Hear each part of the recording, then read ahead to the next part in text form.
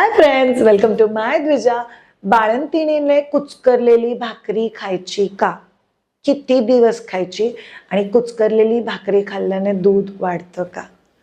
चला, हा प्रश्न जर तुम्हाला पडला नसेल ना, तर तुम्ही खाण्यापिण्याच्या बाबतीत विचारच केला नाही. हा प्रश्न प्रत्येक बाईला पडतो. मला पडला होता 14 वर्षापूर्वी, पडला होता मोठ्या मुलीच्या वेळेस, 11 वर्षापूर्वी परत पडला होता माझ्या धाकट्या मुलीच्या वेळेस.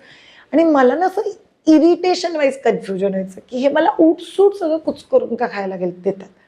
तर मी Shreya Shah, child birth educator आणि लॅक्टेशन कन्सल्टंट.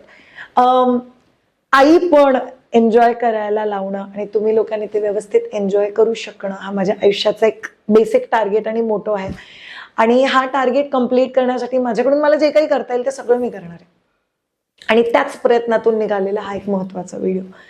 सो कोणत्याही माणसाला डिप्रेस वाटणं, उदास वाटणं हे कधी सुरू होतं? जेव्हा त्या माणसाच्या आयुष्यात 3 गोष्टी होतात. गोष्ट नंबर 1, त्या माणसाची झोप पूर्ण होत नाही. गोष्ट नंबर 2, त्या माणसाच्या स्वतःच्या रुटीन वरती काहीच कंट्रोल नाही. उठायचं कधी, झोपायचं कधी, काहीच नाही. आणि नंबर 3, त्या माणसाला तुम्ही एका खोलीत बंद करून ठेवलंय. आता मला सांगा, नवीन आईच्या बाबतीत या 3ही गोष्टी होतात. तिची झोप होत नाहीये, तिच्या आयुष्यात काही रुटीन नाहीये आणि तिला खंडीवर लोकांनी म्हणून एका खोलीत बंद करून ठेवलंय. आणि त्याच्यामुळे नवीन आईला खूप जास्त उदास वाटतं, खूप जास्त डिप्रेस झाल्यासारखं वाटतं. आणि आपल्याकडे ते म्हणतात आमच्या काळी कुठे होतं डिप्रेशन. बाबा, तुमच्या काळचं रुटीन हे खूप वेगळं होतं. आमच्या काळच्या रुटीन मध्ये मैत्रिणी आहेत, शॉपिंग आहे, आम्ही बाहेर जातो, आम्ही बाहेरची कामं करतो, आम्ही सोशल मीडिया बघतो. त्यातून आपल्याकडे म्हणतात मोबाईल बघायचा नाही, जास्त वेळ गप्पा मारायच्या नाही, पुस्तक जास्त वेळ वाचायचं नाही, नुसतं झोपून राहायचं. 24 तास झोपून राहून कोणाला चांगलं? आणि त्याच्या पलीकडे जाऊन अजून एक, आणि हे पुरेसं नाहीये म्हणून अजून एक गोष्ट होते नवीन आईच्या आयुष्यात, ते म्हणजे खाण्यापिण्यावरचं पण कंट्रोल निघून जातो. कुचकरलेलं, बेचं, बिना तिखट मिठाचं काय काय लोक खायला घालतात. म्हणजे आपण आपल्या उभ्या आयुष्यात खाल्ले नसतील तशा गोष्टी आपण खातो. आणि जेव्हा आपण नवीन नाही होतो ना, तेव्हा तर आपण सगळं काही खातो. म्हणजे माझ्याकडे मुली आहेत ज्या मला म्हणतात, डॉक्टर मी शतावरी घेते, मी मोरिंगा घेते, मी कुचकरलेली भाकरी खाते, मी मेथीची भाजी खाते. अरे देवा! तर या सगळ्या गोष्टी तुम्हाला अजून उदास बनवतात. उदास झाले की तुम्ही आई पण एन्जॉय करू शकत नाही, दूध नीट वाढत नाही. म्हणून तुम्हाला लक्षात ठेवायचं आहे. आता सायन्स जाणून घेऊयात. कुचकरलेली भाकरी ही कन्सेप्ट आली कुठून? पूर्वीच्या काळी आयांना खूप जास्त काम असायचं.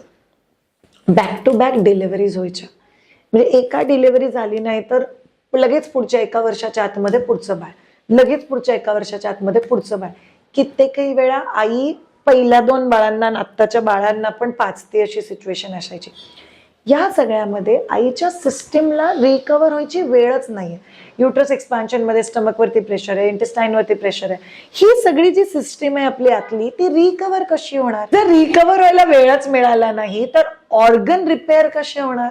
जर ऑर्गन रिपेअर नाही झाले तर ते व्यवस्थित काम कसं करणार?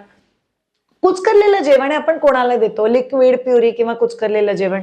लिक्विड, प्युरी किंवा कुचकरलेलं जेवण हे आपल्याकडे पेशंट्सला दिलं जातं, जे आजारपणातून उठलेत त्यांना दिलं जातं, किंवा ज्यांना पचायची क्षमता नाही त्यांना दिलं जातं. येस, नवीन बाळंतीण जेव्हा असते, जेव्हापर्यंत अजून तिचा गट काम नाही करत आहे, तिचं डायजेशन नीट काम नाही करत आहे, तोपर्यंत अशा गोष्टी दिल्या जातात.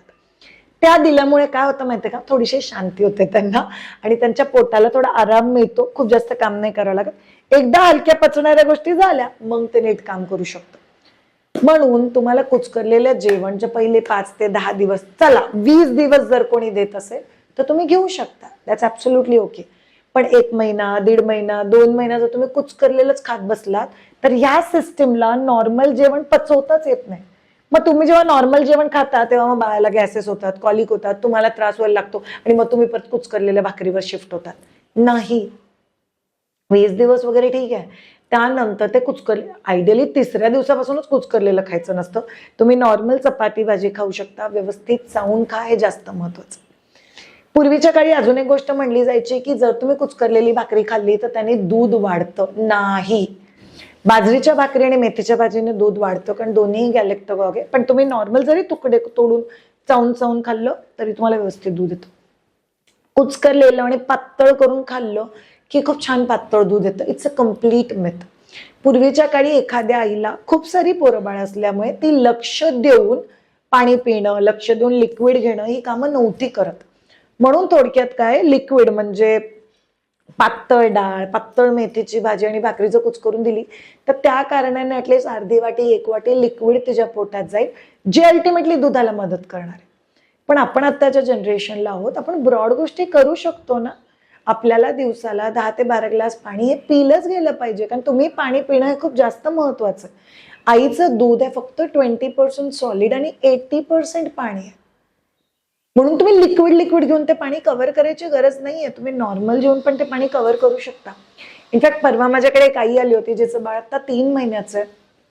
3 महिन्याचं बाळ होईपर्यंत ती आई कुचकरून खाते. नाही खायचं आपल्याला. म्हणून नॉर्मल जेव्हा चपाती, भाजी, वरण, भात, ताक, खिचडी सगळं काही तुम्ही खाऊ शकता. पेशंट सारखं खायची काही गरज नाही. जर तुमच्या घरात नॉर्मल तिखट बनत असेल तर तुम्ही नॉर्मल तिखट पण खाऊ शकता. Too much spicy, too much गरम मसाला ह्या गोष्टी तुम्ही अवॉइड केल्या पाहिजे. कळलं तुम्हाला? प्लीज कुचकरलेलं खाऊ नका. खाण्यापिण्याच्या बाबतीत ज्या मिथ आहे ते समजून घ्या. व्यवस्थित खावा, सायंटिफिकली जे योग्य आहे ते खावा आणि त्याने बाळाला पण मदत होईल आणि तुम्हाला पण रिकव्हरीला मदत होईल. Thank you so much all of you हा पर्टिक्युलर व्हिडिओ बघण्यासाठी. Have a great time. Take care. Bye bye.